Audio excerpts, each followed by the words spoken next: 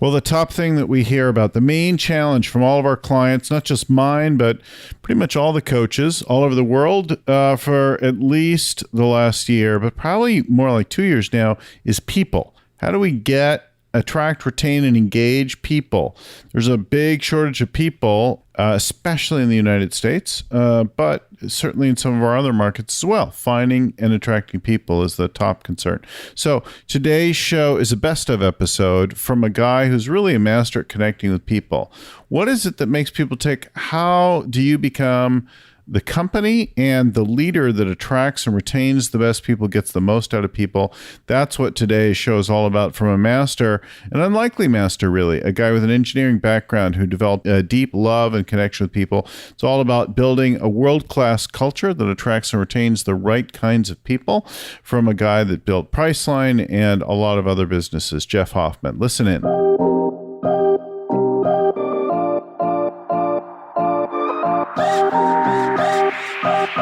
Hello and welcome again to the Scaling Up Business Podcast. I'm your host, Growth Coach Bill Gallagher.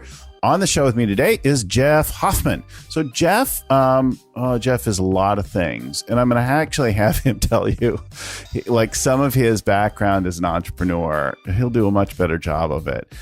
Jeff wrote a book called Scale. He's grown a couple of businesses pretty substantial. He's worked in a variety of sectors, but he's like a lovable engineer. He's talked to our summits a couple of times, the Scale Up Summits. He'll be back to train the coaches at our next session, and I've just loved getting to know Jeff, so I'm so happy to have him on the show. We're going to talk about team building today, and you're in Ohio, right? I am in Ohio today, and it's actually one of those beautiful Midwest days. Beautiful Midwest day. And you're just back from Asia and then going back there in between stuff, right? Yep, I just came back from Asia, and I'm about to head to work with entrepreneurs in Southeast Asia.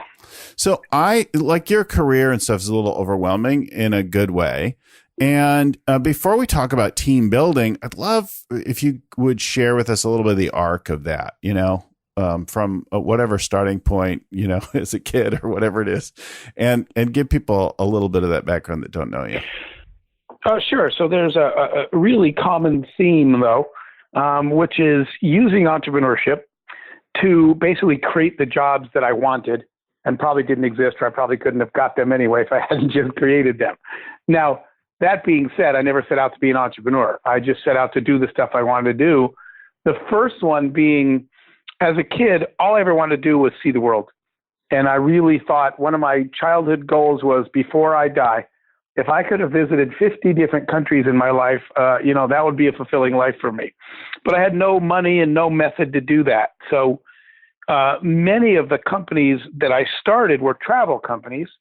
It's just that the backstory is I started travel companies to create for myself an opportunity to travel. One of my first products was the check-in kiosks that are in airports now where you get your boarding pass. Those didn't exist, and we created the first ones. And so by definition, my job was I'd get a phone call from a different airport or airline somewhere in the world every week, and I got to go see the world because they would call and say, can you come install those in the airport in Amsterdam for KLM or wherever it was? So that's the constant theme. Being part of companies like Priceline was the same theme, right? Was trying to be involved in the travel space. Later, so I've done a bunch of startups, mostly consumer tech, a lot in travel. And then later, music, film, entertainment is a big passion of mine. So I had a startup music company and a startup film company, but with the same goal. I wanted to be in the industry, so I just created my own job instead of trying to find one. That's the common theme, really, of my whole career. Super entrepreneurial, right? And the entrepreneur founders listening in will totally get and appreciate that. You guys got to get, I don't know, depending on your age and generation, anybody who hires William Shatner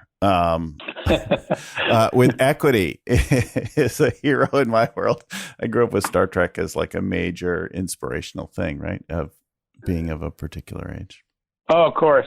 It's funny because the company since, I'm long gone, but the company since had to add Kaylee from Big Bang Theory because the younger customer did not know who William Shatner was. So they went and got someone else from a high-tech, success, cool show from Big Bang Theory. So kind of funny. Yeah. My kids wouldn't know who. Well, my son might know William Shatner, but for the most part, Yeah. they would know Chris Pine, maybe. Yeah, I was going to say, I told a kid recently, a young person, Captain Kirk, and he said, "You mean Chris Pine?" And I said, "You know what? We can just stop here." Yeah. So right, here's a guy, Priceline, UBid, ColorJar, from travel, and then in entertainment, following your passion, but building stuff along the way. And I think that like through all of that, you built teams. Talk about the teams that you built, your approach to it, how big they got. Start to bring us into that. Sure. And I think that's probably one of the most important lessons I learned about scaling anything is that as a founder / leader / CEO, whatever you are, you believe it's your job to run the company. When you started the company, it might have literally just been you. So of course you had to do everything because you were the only person there. The problem with that is if it goes well, you start to think you're pretty good at all this. And you're running the business and you're handling all the parts. And then later, this is the phone call that I get the most. People tell me, quote, "I'm working harder than I ever have, putting in more hours than I ever have before, and I've stopped growing."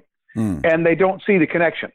The connection is you are never going to do anything massive or at scale or exponential by yourself. It's 100% a function of the team. So what happened to me was over time, I was not smart enough to know this at the beginning, but over time, what I realized, and this is one of probably my most important messages today to your listeners, is that the day you start taking some of your time and saying, my job is not to run the company, my job is to find people smarter than me and let them run the company and let each of them play the position on the field they're best at, which means you have to put everything down. You have to I started scheduling days where I said, I'm not coming to the office Friday because what I'm going to do Friday is I'm going to get out of the office and I'm going to try to find those people smarter than me in all these areas and bring them in to handle their area. So scheduling time to find those people, they're not going to wander into your office. Right? So you're so busy working all the time that you make a minimal effort to find people. You run an ad, a job posting, really? Because the best people in the market aren't looking for a job. They're not going to read your posting. They're not going to come in your office. You literally have to go out and find them. I had to go visit airlines and go to airline conferences when I needed to hire some airline people. Not one of them came into my office and said, please hire me. But I went out and found the best people. And then the second part of that is you got to get out of the way.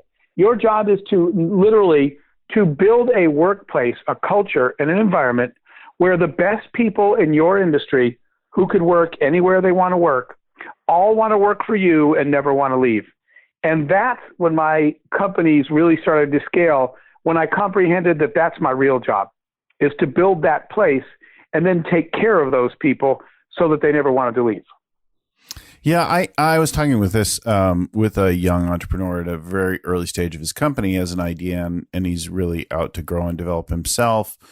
And I'm like, and talking to you, I keep hearing like it's all about you. And the next shift for you is to get that it's really all about your team. And you give your team a particular vision and mission or goals, that kind of thing often. And then they give you their heart and soul and the best work of their life. And your job is to keep taking care of them and setting them up for success and like that, right? And they'll give you all the other stuff you want. You could stop worrying so much about yourself. You'll get the money you want and that kind of thing. That is exactly right. It's funny because one of the quotes, and this quote actually, I said it one day just off the top of my head because it's what I believe. And I noticed that everybody in the entire room tweeted it. So I made a mental note. Okay, that apparently resonated. And I'll tell you what it was. And then I'll tie it to this. The quote I said one day is, don't chase money, chase excellence. Money follows excellence, because everybody's talking about their exit strategy. And I'm sitting there thinking, what is your entrance strategy? What are you exiting, your PowerPoint? You haven't built anything. Until you build something amazing in the world, there's no exit anyway. But let me say this. When you build something amazing in the world, You don't ever have to have an exit strategy. My doorbell rang, and people kept showing up and saying, can we buy your company? Companies I was never selling, exit strategies I was never pursuing, except for one thing: pursue excellence. We always focused on, so my job was to get the best people, like we were talking about, and make sure they're highly motivated to build the best products. And if I can keep them doing that, that's exactly what you just said is true. You'll never worry about money. It'll find you. It'll find you because you got the best products in your industry. Well, so a couple of things I hear in what you're saying. First of all, we did a show recently with Tom Peters on excellence. So if you didn't hear that, go back and listen to that, right? Self-plug. Tom Peters on excellence. And then the other, and he was a speaker at the same summit you last spoke at. The other thing I think that's cool is this notion of taking care of and build, like you're not going to build anything big on your own. So you've got to get good at dealing with people, and the person that you have to transform your whole way of leadership from shepherding and launching an idea to then building the team that carries the idea forward into the future. You have to pass the torch, engage more people, or multiply the torch, right? So that lots of folks are taking care of it. Absolutely. In fact, let me share probably the most relevant story for me and when I learned that. And it was interesting because I was building my company, and somebody that was doing their own company, startup, called me, and he said, I need a team. I need some people. And would you come interview? And I started to open my mouth and say, well, I can't. I've got my own company. But I realized I don't really know much about interviewing. I should go just so I can learn how a good interview goes. And when I went, this is what I heard. At the end, I was thinking, he told me his dream. He's the owner. He's the founder of the company. This is his dream. This is his vision. This is the way the job interview came across was, Jeff, here's a list of tasks I need you to do so one day I can sail away in my big boat. And I was like, yikes, this isn't very motivating. You want me to bust my butt to achieve your dream. Then I'm driving home and I thought, holy crap, that's what I do. That's what we all do. When we interview somebody, we say, here's my dream as a founder. I launched this company to do these things, so I need you to pick up a shovel and start digging. And I realized, how is that motivating to people if it wasn't to me? So I started something new. And what I started doing was asking employees, what was their dream? What is the thing? Here was my question, literally. Tell me one thing you need to do with your life so that when you look back one day, you say, wow, what a life well spent. I really achieved my mission. And I had an interview the next day with a tech guy. His name was Chris. And I called Chris into the office and I said, Chris, before we start the interview, and before I tell you anything about me and my goals and my company, I want you to tell me about you. And I want you to tell me one thing. I want you to tell me one thing, Chris, that you need to achieve in your life so that you'll look back and say your dream was fulfilled. Your life was worth living. And you know what? He answered immediately. I didn't know what he was going to say. He said, oh, that's easy. I need to buy my mom a house in Florida, fully paid, so that she can live the rest of her life comfortably and in the sun. I was like, yikes, that's very specific. Tell me about it. And let me tell you what Chris said. He said, Jeff, I grew up poor. And so poor, we lived in a mobile home park, but we were the poor people in a mobile home park. He said, we had a trailer, an Airstream trailer. Everyone else had at least mobile home. And he said, our trailer was so old, it was metal, it was rusted. And we were so poor, we had one blanket, and the snow came in through the holes in the sides of our trailer. And so at winter, I had to take the one blanket that me and my mom and my sister had and use it to keep the snow out and cover the wall. And I said, how did you get through those days?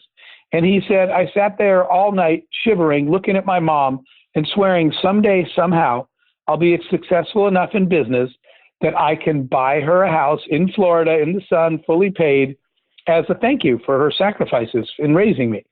So I'm going to tell you what I did. I printed a picture of a house in Florida, and I stuck it on the wall. And employees came in the next day, and they said, what is that? And I said, it's the reason Chris comes here every day. What's yours? And I went around and I started asking every single one of my employees, tell me the same question. Tell me one dream in your life that you need to make come true. And I will try to figure out how to make this company, this career, be the path to that dream. And that changed everything. If you come to my office today, there are pictures near where everybody works. And they look random, but they're not. They're the thing in life that each of my team needs to achieve to make their life good. And I made that part of my mission. How do I help them achieve whatever it is they dream about, not what I dream about? Because if they're motivated, if Chris is motivated, which he is, by the chance to take care of his mother for the rest of his life, imagine what kind of employee that's going to be. And that's what happened. That's what it turned out to be. Chris every day knew that I knew what he was working for and that I cared whether or not we ultimately were successful enough as a company to take care of his mother. And his production, and all my employees' production for their own reasons, you're the beneficiary, right? So I stopped worrying about me and I started worrying about them. And what they started doing was delivering. And we were phenomenally successful, and Chris's mother got a house. And a lot of my employees were able to take care of their dreams and their lives because I focused on trying to figure out what I could do to make those happen for them, not for me. Why don't you, just to make it real, I know I've heard it before, but for our listeners, tell about the delivery of the house. Yeah, so I do have to say that was literally one of the best days of my life, and I'll tell you why. We worked really, really hard, and I learned as well that employees that are driven by passion and purpose are far outperforming any employee that's driven by a paycheck. Chris was not going to stop. The days that we had tough times at work, Chris would say, he'd point to the picture in the office, and he'd say, look, man, my mom's counting on us. The rest of her life is, so let's just figure this out. And everyone in my office had their own reason. And so I had a very motivated team. We succeeded, and we actually sold that company. And I gave everybody their cut. And it was amazing because the first thing Chris did was, we went down to Florida and found that house. And we decided to kind of set up his mom, which actually was kind of fun because what we did was we got her out of the house in Florida. And I think she thought she was taking a little vacation, out of Pennsylvania. That's what it was. I think that she thought she was taking a little vacation. And when she we got her out of Pennsylvania, out of the snow, we got her into Florida, and we took over the house. And she actually thought, well, this is the setup, that the house was mine. And she got very, very upset. She said, why on earth, she turned to her son and said, Chris, why on earth would you take me to Florida to show me that your boss bought a brand new house in the sun when I live in this piece of crap, rusted out mobile home park? And I turned to her, she turned to me and she said, take me to the airport right now. I want to leave. And I said, all right, I'll take you to the airport, but I want you to do me one favor. And she said, what? And I said, I just want you to come down the hall and look at my bedroom before you go. And it was kind of funny because she turned to her son and said, son, this is getting really weird, right? Your boss is trying to take me into his bedroom.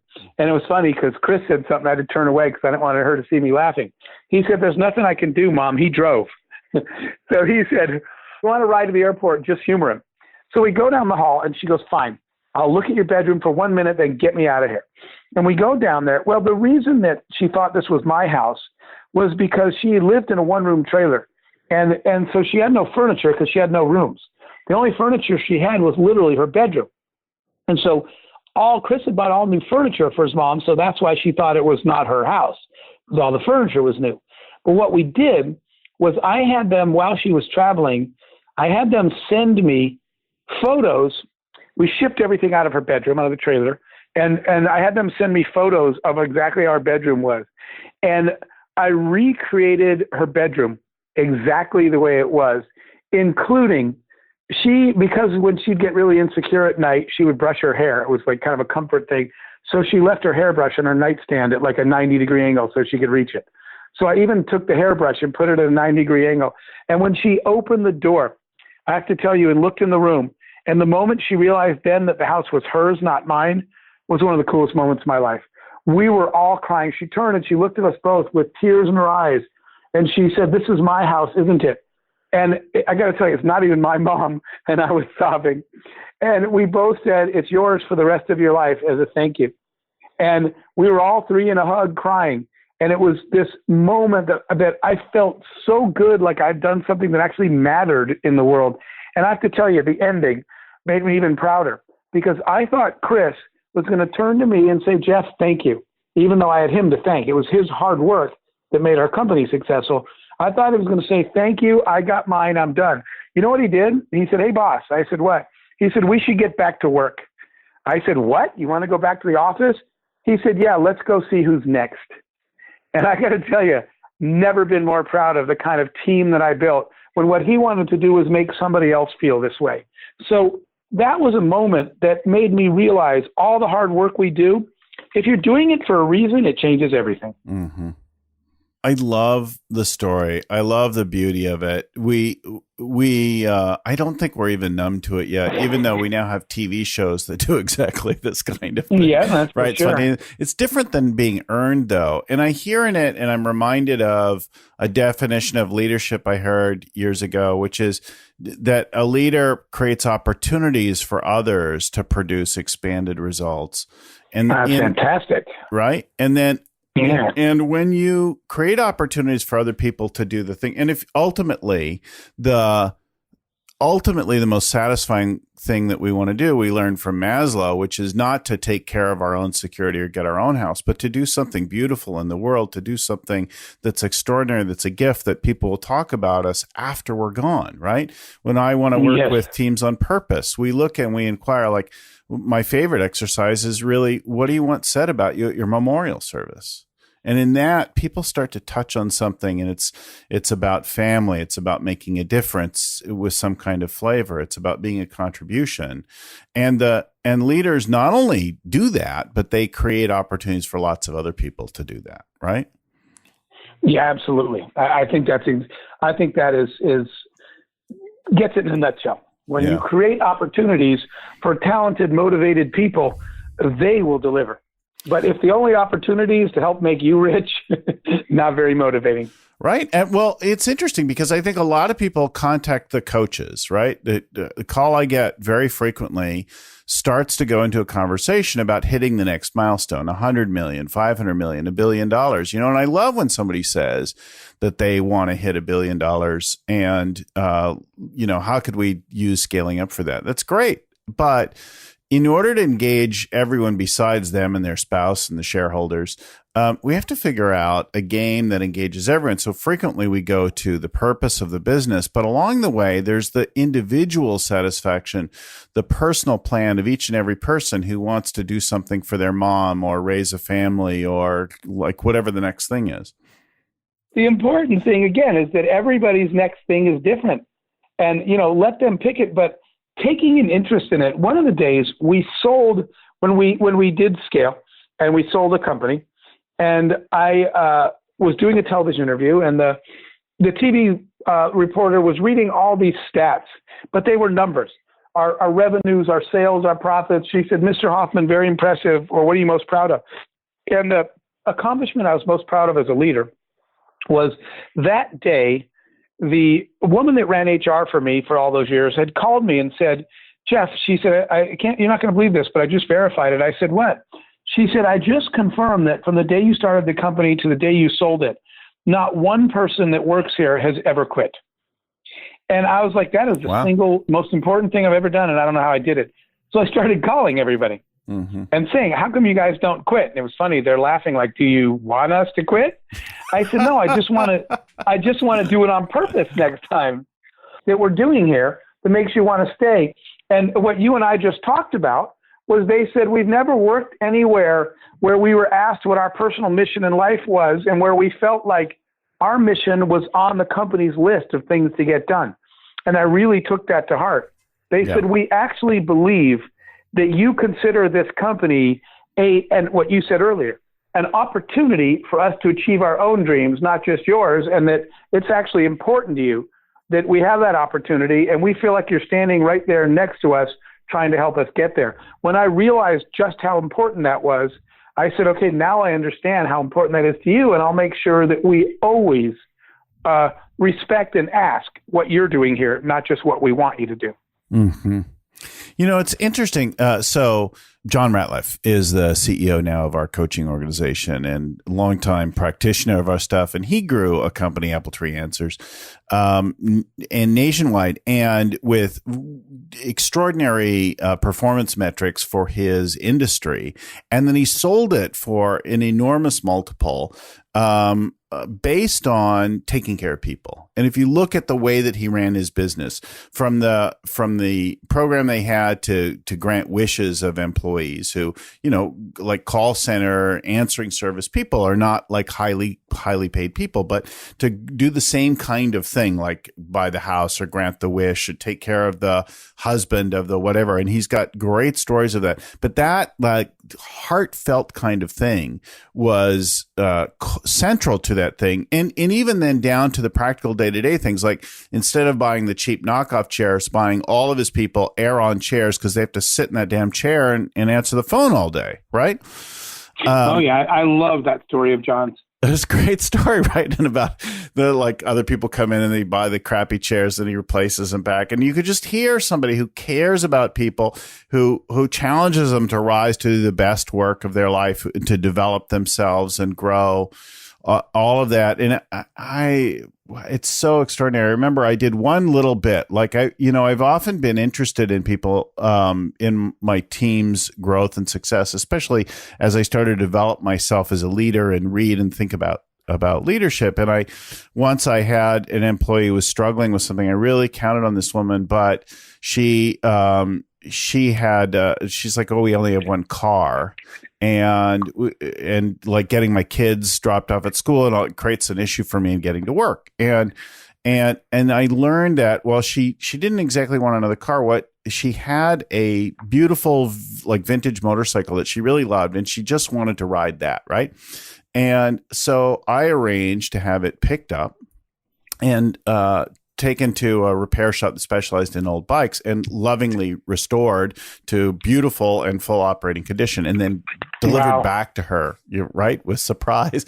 And she didn't even notice the thing for like the 2 weeks that it was off being repaired because, it was sat in the corner with a tarp on it. So we left a bike or something under there. She didn't even think about it for a few weeks while it was getting repaired. And she cried and all that. But, it was that like, it's not so much the cash, but all the other things. So like the personal touches, that being seen, heard, and recognized, appreciated for what you really love, that made the difference. And then giving people purpose, like a purpose-centered company. We can translate that $1 billion, $100 million goal, whatever it is that your business goal is for the next threshold, even if it's like one guy I worked with, he articulated private jet money. I'm like, great. But now we have to translate to something that everybody else cares about. And we look at the purpose of the business. We articulate a purpose of the business. We create a multiple of that ends up giving you the private jet or the $1 billion or whatever it is. And we can do some really powerful things as long as, right, it's not a manipulation. It's not an insincere, inauthentic manipulation that will blow up in your face. Okay. So I have to tell you a funny story. Just exactly what you said. So I gave this talk that pretty much you and I have recapped here.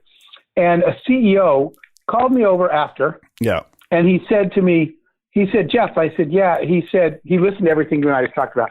This is a quote. He said, how do I get my employees to think I care? Okay.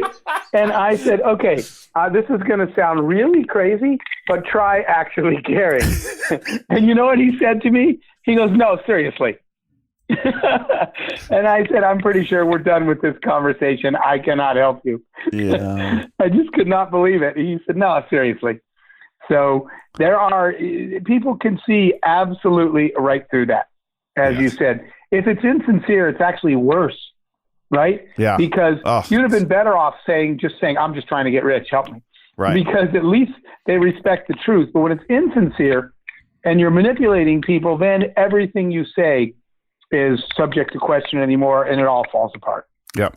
It all comes unglued. Well, I had somebody who was coaching me years ago in leadership, and she said to me, you want to take the case or consider that you don't care.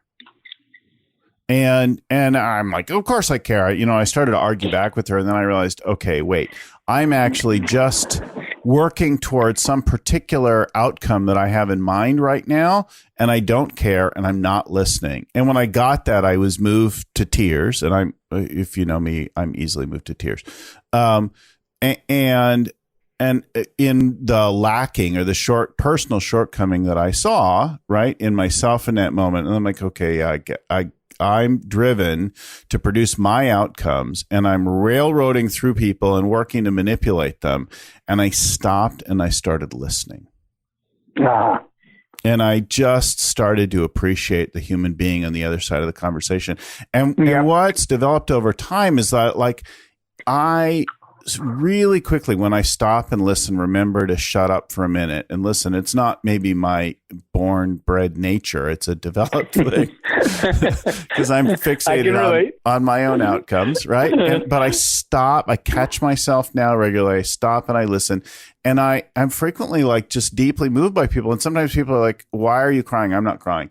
Or why are you moved by something? And I'll say, oh, I just saw this about you. And then they get moved because whatever it is that I named was there. They saw it for themselves too. They just weren't speaking it. They're so busy speaking at the surface of life. And such like, as a leader, you can develop that in yourself. Really see the people that you're working with, like one at a time. And especially because people say it's harder to do, obviously, as your company gets bigger. But the people you pick as your key leaders to motivate everyone else, especially make sure you are making time, because that's a kind of the ripple effect.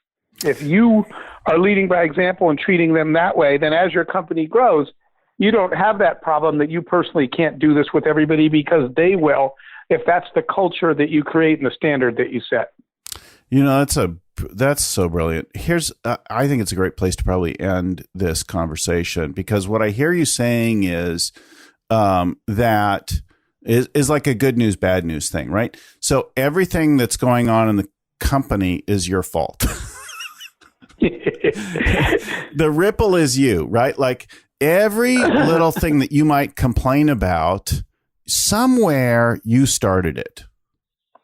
And I think so. And that's that's depressing. That's bad news. But it's great news too, because you can go to work on yourself. The way that you interact with people around you, and then they in turn interact with everyone else, is the ripple that is your business. Yes, I think that's exactly right. And that goes all the way down to customers as well, right? That ripple continues. I found a case of an account manager of mine had been house sitting and babysitting for a recently divorced customer, and she thought she was going to get in trouble when I found out. The customer called in tears and said, I just can't believe how amazing your people are. And she said, the fact that Natalie, since my husband left me, and this woman got promoted, and she was the VP in charge of our contract. But she said, when my husband left me and I was sad, and your account manager asked what was wrong, and I said, don't worry about it. It's not work related. And she said, well, you can tell me anyway. I'm a single mom. And they wound up that my employee was babysitting her kids when she had to travel on business trips. And she said, I've never had a vendor, is what we technically were. Mm-hmm. I've never had somebody treat me that way and actually care about me more as a person than the value of my account. And the day I heard that, I acted like I knew she was doing that. I said, yeah, that's our culture. And I called Natalie in. And I said, she said, am I in trouble? I said, what does it say on the wall behind you? Because our values are on the wall. And one of the giant things I wrote on the wall at my office is humanity first, not profits, not contracts, humanity first. I said, what does it say on the wall behind you? And she said, humanity first. And I said, so do you think you're in trouble for treating a customer like an actual human and extending yourself on your weekends to help? Mm-hmm. She said, I don't know. I said, well, I'll tell you the answer. No. Not only are you not in trouble, but they just extended the contract for 5 more years and said we're the best vendor they've ever had. You are the one that creates, like you just said, you create the culture in the same way you might have created the bad habits, but you are correct. It's an opportunity. Yeah. Create a great culture and everybody will live in it. And if you don't like the one you got, then you know where to start. with the one in the mirror. Yeah, I think right now we should be playing off stage to Michael Jackson's Man in the Mirror. That should be the theme music for this episode, just as you said. Special thanks to the original growth guru, Vern Harnish.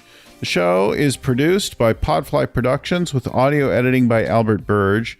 Our show notes are compiled by Ein Codina with proofreading by Tim McGowan. If you got some value out of the show today, please share it, pass it along with somebody. Drop us a note to tell us the parts that were relevant to you or what you got out of it. You could send a note to info@scalingcoach.com. Thanks again for listening, and keep scaling up.